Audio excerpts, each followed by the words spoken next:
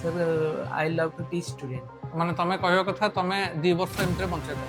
Shashwat has shown maturity beyond of his age। Sir, ମୁଁ Vidyasagar classes result କରି ଆସୁଛି।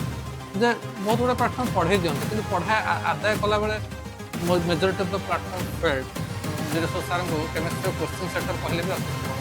ତ କ'ଣ ଗୋଟେ ମାଇଣ୍ଡ ସେଟ୍ ରଖିଲେ ଗୋଟେ ପିଲା କାହିଁକିନା 1 year is a long distance running. First sir target, ତାପରେ ଡିସିପ୍ଲିନ୍, ତାପରେ କନସିଷ୍ଟେନ୍ସି, ତାପରେ ପ୍ରାକ୍ଟିସ୍, ତାପରେ ମକ୍ ଆନାଲିସିସ୍। ସେଇଟା ମକ୍ ଆନାଲିସିସ୍ ସବୁଠୁ best.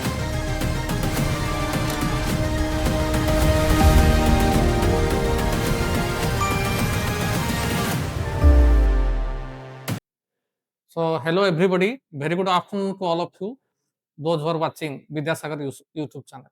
So Vidyasagar YouTube channel welcomes all of you to a brand new podcast episode of the successful students in the recent past in Vidyasagar classes.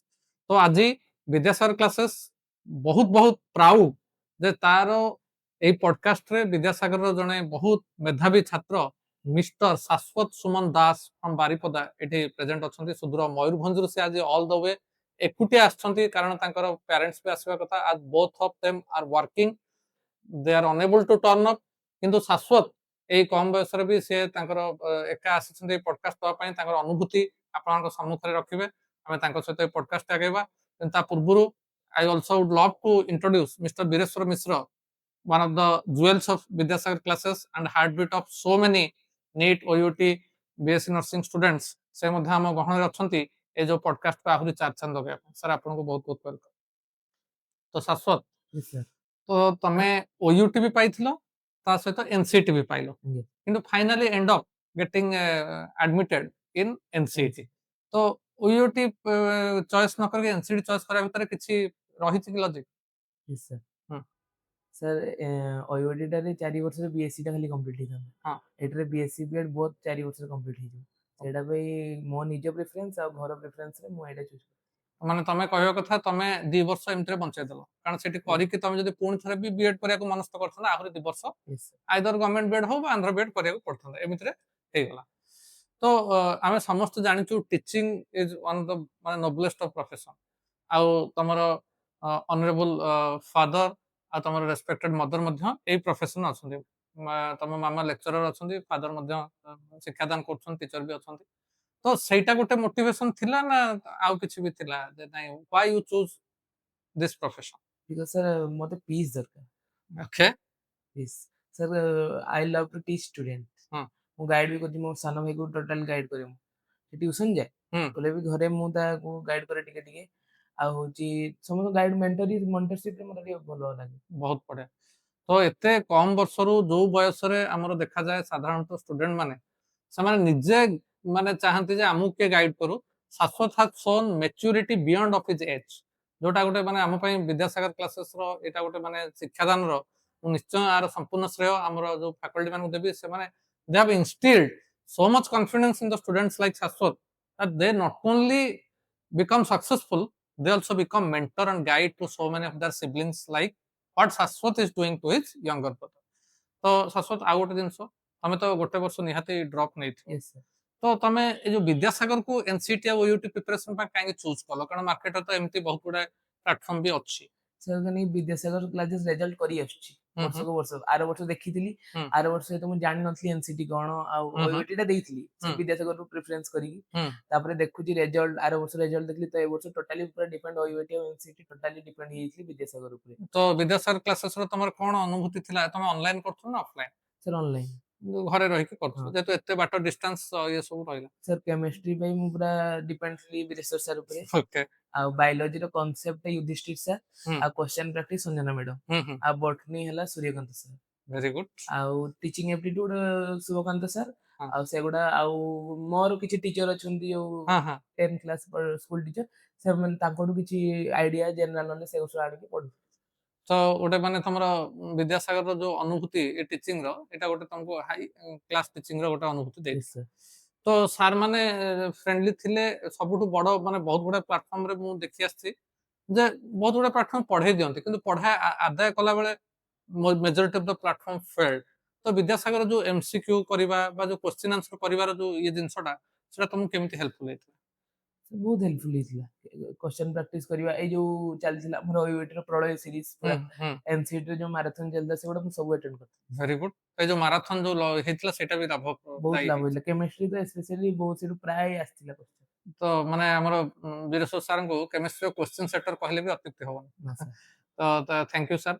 ତାପରେ ଆଉ ଗୋଟେ ମୁଁ ଚାହିଁବି ଏ ଯୋଉ ସଫଳର ମାନସିକତା, ବହୁତ ଷ୍ଟୁଡେଣ୍ଟ ପଡକାଷ୍ଟରେ ଏମିତି କମେଣ୍ଟସ୍ ବି ଦଉଛନ୍ତି ସାର୍ କାରଣ ସଫଳତାର ଗୋଟେ ମାନସିକତା ଅଛି। ତ କଣ ଗୋଟେ ମାଇଣ୍ଡ ସେଟ୍ ରଖିଲେ ଗୋଟେ ପିଲା, କାହିଁକି ନା 1 year is a long distance journey, ତ there are times when one might feel demoralised, demotivated, depressed, କିନ୍ତୁ ତମେ ସେସବୁ ଖାତିର ନ କରିକି ଦିଦିଟା କ୍ୱାଲିଫାଏ କଲ, ତ ସେ ସଫଳ ଷ୍ଟୁଡେଣ୍ଟର ମାନସିକତାରେ ଆମର ଟିକେ ସାର୍ ମୁଁ ବହୁତ ଡିମୋଟିଭେଟ୍ ଘରେ ମୋ ପ୍ୟାରେଣ୍ଟସ୍ ଆଉ ମାଇ ଗ୍ରାଣ୍ଡ ମଦର ଆଉ ଟିଚର ସେମାନେ ବହୁତ ମତେ ମୋଟିଭେଟ୍ କରନ୍ତି, ତୁ କର ଆମେ ତ ପଛରେ ଅଛୁ। ସେଇଟା ପାଇଁ ମୁଁ ଆଗେଇ ଆସିଛି। ଏଇଟା ଗୋଟେ ବହୁତ ମାନେ ପତେ କି ବାତ କହିଲେ ଶାଶ୍ୱତ, ଯେ ଯୋଉମାନେ ଆମେ guardian figure, so called guardian figure ଅଛୁ, ସେ ନିଜର ମା ହେଇପାରନ୍ତି ବା ବୟସ୍କ ଯଦି ଗ୍ରାଣ୍ଡ ଫାଦର ରୋଲକୁ ବି ଆସିଗଲେଣି, ସେମାନେ ବି ଯଦି ଭିଡିଓ ଦେଖୁଛନ୍ତି ବା ଫାଦର ଦେଖୁଛନ୍ତି ଫର ଦାଟ ମ୍ୟାଟର, ଏଇଟା ଗୋଟେ ଦେଖନ୍ତୁ, ଆମେ ଯେତେବେଳେ ଆମର ଛୁଆ ଫିଲ୍ କରୁଛି ଏଲୋନ୍, ଫ୍ୟାମିଲି ହଉଛି ବିଗେଷ୍ଟ ଆଲାଇ, ବିଗେଷ୍ଟ ସପୋର୍ଟ ବେସ୍, ସପୋର୍ଟ ସିଷ୍ଟମ। ତ ଆମେ ଯଦି ଛୁଆକୁ ଏଇ ସପୋର୍ଟଟା ଦବା ଯେ ଇରେସ୍ପେକ୍ଟିଭ ଅଫ ସକ୍ସେସ୍ ଅର ଫେଲିୟର ଆମେ ତ ପଛରେ ଅଛୁ, ତୁ ଭାଙ୍ଗି ପଡନା, ଏଇ ଯୋଉ କଥା ପଦକ will help that student to get what Shashwat has achieved। କାରଣ ଆମେ ସମସ୍ତେ ଆମର ଯୋଉ ୱାର୍ଡସ୍ ବା ଆମର ଯୋଉ ଚିଲଡ୍ରେନ୍ ଅଛନ୍ତି ତାଙ୍କୁ ଆମେ ଏଇ ଯୋଉ ମୋରାଲ ସପୋର୍ଟଟା ଯଦି ଦବା, they will end up getting as successful as what Shashwat did। ତ ବର୍ତ୍ତମାନ ମୁଁ ବୀରେଶ୍ୱର ସାର୍ଙ୍କୁ ରିକ୍ୱେଷ୍ଟ କରିବି, ଆଉ କେତେ ଗୁଡାଏ ପଏଣ୍ଟସ୍ ରହିଗଲା, ତ ସେ ସବୁ ପଏଣ୍ଟକୁ ମଧ୍ୟ ସେ ପୁଙ୍ଖାନୁପୁଙ୍ଖ ଭାବେ ଶାଶ୍ୱତଙ୍କ ସହିତ discussion. Thank you sir, congratulation Shashwat first of all.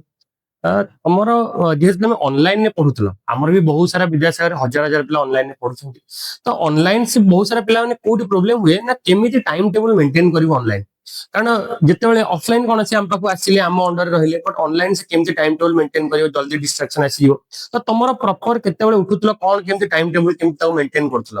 Sir ମୁଁ ସକାଳେ 7ଟାରେ ଉଠିଯାଏ, ଘଣ୍ଟେ ଦିଏ ଫିଜିକ୍ସକୁ, ନିଟ୍ ପାଇଁ ନଉଥିଲି, ଘଣ୍ଟେ ଫିଜିକ୍ସ ଗଲି, ତାପରେ ନିଜ ତମେ ସବୁ କାମ ସାରିକି କଲେଜ ଗଲି, +3 କରୁଥିଲି, କଲେଜରୁ ଆସିଲି ଏଠି 11ଟା, 11ଟାରୁ 3ଟା ପୁରା ଡେଡିକେଟେଡ ଟୁ ନିଟ୍, ଆଉ କିଛି ନାହିଁ। 3ଟାରୁ 5ଟା ରେଷ୍ଟ, 5ଟାରୁ ଷ୍ଟାର୍ଟ କଲି ନିଟ୍ ଆଉ OUET ଲେବୁଲ, ନିଟ୍ଟା ଟିକେ ହାଇ ଲେବୁଲ ସମାନ, ଠିକ 5ଟାରୁ ରାତି 11ଟା ମୁଁ ପଢିଲି ପୁରା ଠିକ, ତାପରେ ଟିକେ ଲଞ୍ଚ କଲି, ତାପରେ ଟିଚିଂ ଏପ୍ଟିଟ୍ୟୁଡ ସେଗୁଡ଼ା ମୁଁ ସେଟା ଦୁର୍ଗା ପୂଜା ପରେ ଷ୍ଟାର୍ଟ କଲି, ଟିଚିଂ ଏପ୍ଟିଟ୍ୟୁଡ ଆଉ ଜେନେରାଲ ନଲେଜ ଆଉ SST ଜିଓଗ୍ରାଫି ସେଗୁଡ଼ା। ତାହେଲେ ତମେ ଆଉ ଗୋଟେ ଇମ୍ପୋର୍ଟାଣ୍ଟ କଥା କହିଲେ ବି ତମେ +3 ବି ତା ସହିତ କରୁଥିଲ, ତ +3 କରିବା ମାନେ ଗୋଟେ ଇଜି ଜିନିଷ ନୁହେଁ, ହେକ୍ଟିକ ଅବଭିୟସଲି କ୍ଲାସ ଯିବା ଆସିବା ତାପରେ ପଢିବା, ତ ନିଜକୁ କେମିତି ଡିସିପ୍ଲିନ ଟା କେମିତି ମେଣ୍ଟେନ କରୁଥିଲ? ସାର୍ କରିଦଉଥିଲେ ଡିସିପ୍ଲିନ। ମାନେ କଣ, ମାନେ ଫର ଏକ୍ସାମ୍ପଲ ଏମିତି ତ ବି ହଉଥିବ ନା ବେଳେ ବେଳେ କି ନାହିଁ କି ଆଜି ପଢି ପାରିଲି ନାହିଁ, ଆଜି ମେ ବି ହେଲାନି, ତ ବ୍ୟାକଲଗ ରହିଯାଉଥିବ, ଏକ୍ସାମ ଦେଇପାରୁନଥିବ, ମେ ବି ତମକୁ କେତେବେଳେ ଫିଲ୍ ହଉଥିବ ନାଇଁ କି ମୁଁ ପାରୁନି ବୋଧେ, ମେ ବି ଠିକ ଏଫର୍ଟ ଦେଇପାରୁନି, ତ କଣ କେମିତି ନିଜକୁ? ନା ମୁଁ ଫାଷ୍ଟ ନିଜେ ମାଇଣ୍ଡ ମେକ୍ କରୁଥିଲି ମତେ ଡେଲି ଏତିକି କମ୍ପ୍ଲିଟ କରିବାର ଅଛି, ଗୋଟେ ଟାର୍ଗେଟ ମୋ ପାଇଁ ଡେଲି ଏତିକି ମତେ କମ୍ପ୍ଲିଟ କରିବାର ଅଛି। ଧର ଆଜି ଘରେ ଗୋଟେ କିଛି ପ୍ରୋବ୍ଲେମ ହେଲା, ମୁଁ ଆଜି କ୍ଲାସ କରିପାରିଲିନି, ସେଟାକୁ ମୁଁ ରଖିଦିଏ, ମାନେ ସେଟାକୁ ସଣ୍ଡେ କରିବି, ମକ୍ ଟେଷ୍ଟ ଦିଏ ସଣ୍ଡେ, ତାପରେ ମୁଁ ସଣ୍ଡେ କେବେ କିଛି ପଢେନି, ସକାଳୁ ମକ୍ ଟେଷ୍ଟ ଦେଲି, ରାତିରେ ଏନାଲାଇଜ କଲି କଣ ଭୁଲ ହେଲା କଣ ହେଲା, ତା ପରଦିନକୁ ସେଇଟାକୁ ଆଉ ଥରେ ରିଷ୍ଟାର୍ଟ କଲି। ମାନେ ତମେ ୱିକ୍ ଡେଜ ଗୁଡା ପୁରା ପଢିବାରେ ବ୍ୟସ୍ତ ରହ, ଆଉ ସଣ୍ଡେ ଦିନଟା ଖାଲି ଟେଷ୍ଟ ଦିଅ ଆଉ ଏନାଲାଇଜ, ଆଉ ଯଦି ବ୍ୟାକଲଗ ରହିଲା। ବହୁତ ବଢିଆ। ଆଚ୍ଛା, ଘରେ ବାପାଙ୍କର ମାଙ୍କର କେମିତି କଣ ସପୋର୍ଟ ଥିଲା? ଓବିୟସଲି ବାପା ମା ତ ଯାହାହେଲେ ବି ଯେହେତୁ ସର୍ଭିସ କରୁଛନ୍ତି, ତମକୁ ନିଜେ ସବୁ କିଛି ଇଏ କରିବାକୁ ପଡେ, ଷ୍ଟିଲ୍ ସେମାନେ ଯେତିକି ସମୟ ତମକୁ ଯେମିତି କେମିତି ତାଙ୍କ ସପୋର୍ଟ କେମିତି କଣ ଥିଲା? ବହୁତ ସପୋର୍ଟ କରନ୍ତି ସେମାନେ, ସ୍ପେଶାଲି ପ୍ୟାରେଣ୍ଟସ୍, ମାଇ ଗ୍ରାଣ୍ଡ ମଦର, ବହୁତ ସେ ବହୁତ ଦିନେ 3 ଥର କି 4 ଥର ମତେ ଫୋନ କରିବେ, କଣ କରୁଛି, ସେ ଗାଁରେ ରହୁନି, ଆମେ ବାରିପଦାରେ, ସେ ସବୁବେଳେ, ଜେଜେବାପା ନାହାନ୍ତି, ସେ ଜଣେ ଥିଲେ ହେଡମାଷ୍ଟର ଥିଲେ, ସେ ବହୁତ ସପୋର୍ଟ କରନ୍ତି।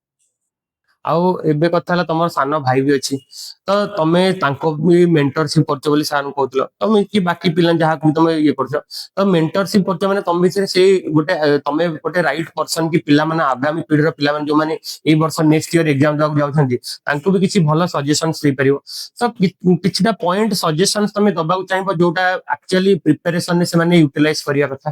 ଫାର୍ଷ୍ଟ ଟାର୍ଗେଟ, ତାପରେ ଡିସିପ୍ଲିନ, ତାପରେ କନସିଷ୍ଟେନ୍ସି, ତାପରେ ପ୍ରାକ୍ଟିସ, ତାପରେ ମକ୍ ଆନାଲିସିସ୍। ସେଇଟା ମକ୍ ଆନାଲିସିସ୍ ସବୁଠୁ ବେଷ୍ଟ। ଥରେ ମକରେ ଯଦି ଖରାପ ମାର୍କ ଆସିଗଲା, ସେ ଡିମୋଟିଭେଟ ହେଇଯିବା, ସେଟା ନୁହେଁ। ଯଦି ମକରେ ବେଶୀ ଆସିଗଲା, ଯେ ଖୁସି ହେଇଯିବା ଯେ ମୋର ହେଇଯିବ NCT କି OUT କି NEET, ସେଟା ନୁହେଁ। ସେଇଟାକୁ ମେଣ୍ଟେନ କରିବାର ଅଛି। ଆଉ ଶାଶ୍ୱତ ଆଗାମୀ ଦିନରେ ଆମେ ତ ନିଶ୍ଚିତ ଭାବରେ ଆଶା କରିବୁ ତମେ ଗୋଟେ ବହୁତ ଭଲ ଟିଚର ହୁଅ। ହେଲେ ଶାଶ୍ୱତ ଆଜି ଟିଚର କେମିତି ହବାକୁ ଚାହୁଁଛନ୍ତି, କଣ ଦେଖିବାକୁ ଚାହୁଁଛନ୍ତି ପିଲାଙ୍କ ଭିତରେ, ଆଉ କଣ ଚେଞ୍ଜ କରିବାକୁ ଚାହୁଁଛନ୍ତି? ସାର୍ ମୁଁ ପିଲାଙ୍କ ସାଙ୍ଗେ ଫ୍ରେଣ୍ଡଲି ହବା ପାଇଁ ଚାହୁଁଛି। ନୁହେଁ କି ସେମାନେ କାନ୍ଧରେ ହାତ ପକେଇବେ, ଏତେ ବି ଫ୍ରେଣ୍ଡଲି ନୁହଁ, ମିନିମମ୍।